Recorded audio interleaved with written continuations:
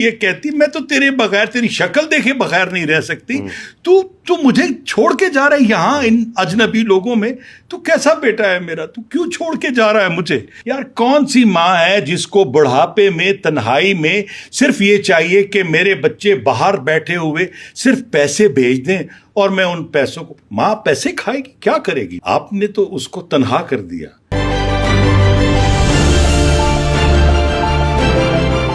اب میں عائشہ خان صاحبہ کی بات کروں، آپا عائشہ خان۔ بہت لوگ کہہ رہے تھے کہ آپ بات کریں، میں نے کہا کہ یہ بات اس وقت اور طرح سے گھوم رہی ہے، میری بات کو کوئی سمجھے گا نہیں۔ ایک ہستی کا میں ذکر کرنا چاہتا ہوں، دیکھیں نا، جہاں بہت ساری نیگیٹو چیزیں ہوتی ہیں وہاں پازیٹیو چیز کا ذکر ضرور کرنا چاہیے، ضرور کرنا چاہیے۔ ایک ڈرامہ تھا، یہ 7 اسکائی کا ڈرامہ تھا، اور ہم ڈرامہ کر رہے تھے، ماں بیٹا تھے، اور میری بیوی کا کیریکٹر جو ہے نا وہ نازلی صاحبہ کر رہی تھی، نازلی نسل، بہت باکمال خاتون، بہت لاجواب آرٹسٹ۔ تو وہ ان کو بیٹی بیٹی کہتی تھی کہ تو میری بیٹی ہے۔ اچھا، جب جس بات پہ وہ چڑھتی تھی نا، وہ مائک پھینکتی تھی، اللہ ان کے درجات بلند کرے، تو ڈائریکٹر مجھے کہتا تھا کہ گیلانی صاحب آپ، کیونکہ میرا ان کے ساتھ پہلا دفتر میں نے اسلام آباد میں کیا، پی ٹی وی کا، طارق معراج صاحب کا پلے تھا وہ، تو اس حساب سے میرا ان کے ساتھ کوئی 26-27 سال سے ایک تعلق تھا۔ عائشہ خان صاحب، اس لیے وہ میری بات مانتی تھی۔ میں نے کہا دیکھیں، یہ بچے جو ہیں یہ آپ کے بارے میں سوچیں گے، آپ چڑچڑی ہو گئی ہیں، آپ بوڑھی ہو گئی ہیں، آپ مائک پھینک دیتی ہیں، یہ جگہ جگہ بات کریں گے تو اچھا تاثر نہیں بنے گا۔ اب غصہ پروڈکشن پہ ہے، غصہ کھانے کی پہ ہے، غصہ آپ کے کپڑے والے پہ ہے، غصہ کسی چیز پہ ہے، تو آپ ان بچوں پہ نہ نکالیں آپ کے بڑے میں۔ ہاں تم ٹھیک کہہ رہے ہو بیٹا، تم ٹھیک ہے۔ پھر انہوں نے مائک لگانا، پھر مسکرانا، اچھا بچوں معاف کر دینا، یہ باتیں کوئی نہیں بتائے گا کہ انہوں نے کہنا بچوں معاف کر دو، کوئی بات نہیں، میں غصے میں تھی، چلو سین شروع کرو اور لاجواب سین کرنا۔ یہ جو میں ذکر کرنا چاہ رہا تھا نازلی صاحبہ کا، نازلی صاحبہ وہ فنکارہ ہیں، جتنی شوٹنگ ہم نے کی، جتنے دن ہم نے کام کیا، وہ ان کے پاؤں دباتی تھی، ان کا سر دباتی تھی۔ عائشہ خان صاحبہ کے، عائشہ خان صاحبہ کے نازلی صاحبہ ان کا سر دباتی تھی، ان کے کپڑے تبدیل کرواتی تھی، ان کے کندھے دباتی رہتی تھی، ان کی خدمت کرتی رہتی تھی، اور وہ مجھے کہتی تھی، اور کوئی خونی رشتہ بھی نہیں ہے، کوئی تعلق نہیں، صرف ایک سینئر اور جونیئر کے احترام کا تعلق ہے۔ تو یہ کہتا ہوں کہ جہاں آپ اتنی نیگیٹو باتیں کرتے ہیں وہاں پازیٹیو کا ذکر ضرور کریں، اچھے لوگوں کا ذکر ضرور کریں تاکہ لوگوں تک پہنچنا چاہیے۔ پھر وہ مجھے کہتی تھی کہ دیکھ محسن بیٹا، اب تم گواہ ہے نا، دیکھ لینا کہ میری خدمت کی ہے اس نے، بس یہ اکیلی پڑی رہتی ہوں، میں جب زیادہ بیمار پڑ گئی نا میں نازلی کو فون کروں گی، میں چلی جاؤں گی اس کے پاس۔ اس نے کہا اماں، میں نے جیسے اپنی ماں کی خدمت کی، میں تو آپ کو اپنی ماں سمجھتی ہوں، تو آپ کا جب دل چاہے آپ میرے پاس آ جائے، میں آپ کی خدمت کروں گی۔ یہ وہ سارے لمحے ہیں جو میرے سامنے گزرے۔ پھر وہ اکیلا رہنا پسند کرتی تھی۔ دیکھیں وہ کیوں؟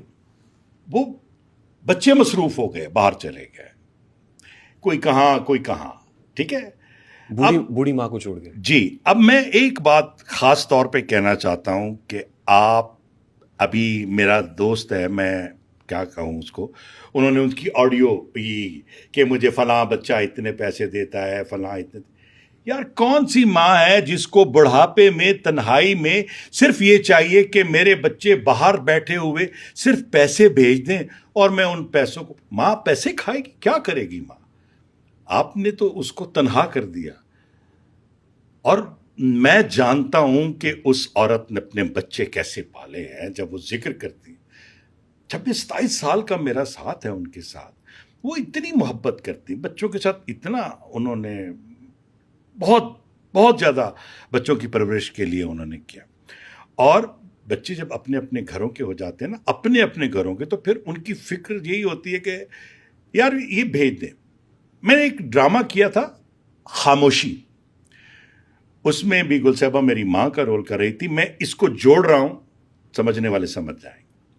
تو میری بیوی جو ہے نا وہ مجھے بار بار کہتی ہے بھی اماں کو ایک روٹی چاہیے، اب وہ موبائل بھی ان کی ضرورت ہے، اب آپ ہر بات اپنی ماں سے ڈسکس کرتے ہیں۔ میں بیوی ہوں، آپ کی بیٹی ہے، آپ کوئی بھی مشورہ ہے ہم سے کریں، آپ بار بار میں اماں سے بات کروں، میں اماں سے بات، کیا ہو گیا اماں نہ ہو گیا؟ اب یہ بات بار بار میرے ذہن میں بیٹھ رہی ہے، میرے کریکٹر کے ذہن میں، کہ یہ کیا کہہ رہی. آخر آہستہ آہستہ میں ماں سے کہہ دیتا ہوں کہ آپ کو کھانا چاہیے، دوائی چاہیے، آپ اپنے کمرے میں رہیں بس، آپ کو کیا چاہیے. اور تو یہ بات ماں کو جو رلاتی ہے کہ آج بیٹے نے کہہ دیا، ایک بیٹا جس کو کیسے پالا، اس بیٹے نے کہہ دیا کہ آپ کو کیا چاہیے، دوائی، روٹی، بس. یہ موبائل شوبائل آپ کو نہیں چاہیے، آپ اس کی فکر نہ کریں. آخر ایک وقت آتا ہے، بیٹی کی شادی کا ایشو ہوتا ہے، تو ماں اختلاف کرتی کہ یہاں مت کرو، بیوی چاہتی وہاں ہو. اب بیوی اپنی ساس کو، مطلب میرے کریکٹر کی ماں کو راستے سے ہٹانے کے لیے وہ بار بار شوہر کے کان میں ایک بات ڈالتی رہتی ہے کہ جب تک شادی نہیں ہوتی اماں کو کہیں چھوڑاؤ، جب تک شادی نہیں ہوتی اماں کو کہیں بھیج دو. اینڈ کیا ہوا کہ میں اپنی ماں سے کہتا ہوں میں آپ کو کچھ دنوں کے لیے کہیں لے کے جا رہا ہوں، ان کا سامان رکھتا ہوں گاڑی میں اور اولڈ ہوم میں چھوڑنے جاتا ہوں. اب وہاں پہ چھوڑا تو میں کہتا ہوں میں آپ کو آ کے جلد لے جاؤں گا. اور جب شوٹنگ ہو رہی تھی تو جب وہ مجھ سے لپٹ کے ماں روتی ہے، ہاتھ جوڑتی ہے، روتی ہے، کہتی میں تو تیرے بغیر، تیری شکل دیکھے بغیر نہیں رہ سکتی، تو مجھے چھوڑ کے جا رہا ہے یہاں ان اجنبی لوگوں میں، تو کیسا بیٹا ہے میرا، تو کیوں چھوڑ کے جا رہا ہے مجھے.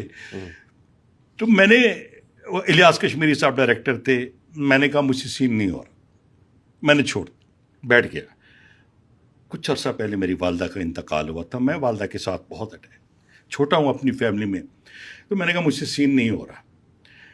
تو بیگل صاحبہ انہوں نے کہا کہ الیاس، محسن کو ٹائم دو، کیونکہ اگر اس کی آنکھ میں آنسو رہے نا تو پھر آپ کا سین نہیں ہو سکے گا. مجھے 2 گھنٹے دیے گئے اس سین کے لیے، میں پانی پیتا رہا، باتیں کرتا رہا، پھر وہ سین کیا. پھر وہ ماں جب لپٹ کے التجائیں کر رہی تھی اور میں پتھر بنا سب سن رہا تھا. یہ میرا پیغام ہے ہر اس شخص کے لیے جو بیٹے اپنی ماؤں کے پرواہ نہیں کرتے. میرا پیغام ہے اس حوالے سے، اس سین کو سنانے سے، جو پیسے دے کے یہ سمجھتے ہیں کہ ہماری ذمہ داری پوری ہو گئی. میرا پیغام ہے ان ماؤں سے کہ بس اللہ پہ بھروسہ کریں اور ایسی اولاد کے لیے ہمیشہ بس دعا ہی کرتے، ماں نے دعا ہی کرتے رہنا ہے اور دعا کرتے چلے جانا. میں اس درد کو اس لیے سمجھ سکتا ہوں کہ میں ماں سے دور تھا. میری ماں بیمار ہوتی تھی، میں فوراً فلائٹ کراچی سے پکڑتا، کبھی لاہور کی، کبھی بہاولپور کی، کبھی ملتان کی فلائٹ ملتی تھی، میں آ جاتا تھا. آخری دن تھا ان کا، میں پہنچا، سب بھائیوں نے کہا، انہوں نے کہا میرا بیٹا آ گیا، آپ لوگ جاؤ. اسلام آباد والا بھائی اسلام آباد چلا گیا، باقی سب مصروف ہو گئے. میں اب اپنا اماں کے ساتھ بیٹھا، باتیں ہو رہی ہیں اور شب برات کا دن، اماں میری باتیں کر رہی، اور ہم باتیں کرتے کرتے، گپے کرتے کرتے طبیعت خراب ہوئی. میں نے ڈاکٹر کو بلایا، ڈاکٹر نے کہا بھاگ دوڑ شروع ہو گئی. اب وہ شب برات آ رہی، اس کی وہ تیاریاں کر رہی تھی کہ میں نے اپنے گھر جانا. میں نے کہا اماں، ڈاکٹر نے ابھی آپ کو جانے کے لیے نہیں کہا. انہوں نے سرائکی میں کہا ان ڈاکٹر کو موئے کو کیا پتا، اسے کیا پتا کہ یہ رات میرے اپنے گھر کی ہے، میں نے گھر جانا ہے. اب نہ یہ میں سمجھ سکا، نہ ڈاکٹر سمجھ سکا وہ کس گھر کی بات کر رہی. بس تیاری ہوئی ان کا، تو میں اس وقت ایک ہاتھ، دایاں ہاتھ والدہ کی سر کے نیچے تھا اور بایاں ہاتھ میری اماں کے دل پہ تھا، اور آنکھیں ان کے میرے چہرے پہ تھی کیونکہ میں جھکا ہوا تھا، ان کو دیکھ رہا تھا، وہ مجھے دیکھ رہی تھی، اور اسی دوران روح پرواز. اب بتائیں کون سا بیٹا اس ماں کو جو چھوٹا ہو، ماں کے ساتھ رہتا ہو، بہت لاڈلا ہو، آنکھیں بند کیسے کریں گے؟ کس ہمت سے کریں گے آنکھیں بند؟ اب وہ آنکھیں جب بند کی ہیں، جو مجھے ہی دیکھ رہی تھی، تو اس تکلیف سے جب میں گزرا اور یہ سین مجھے کرنا پڑ گیا، تو میرا یہ سب سے یہ بات ہے کہ کسی کو گھر ملا حصے میں، کسی کے ہاں دکان آئی، میں گھر میں سب سے چھوٹا تھا، میرے حصے میں ماں آئی. میں اس لیے ایک بات کہتا ہوں ریحان صاحب، میں آج میں نہیں، میں گزرے کل میں رہتا ہوں.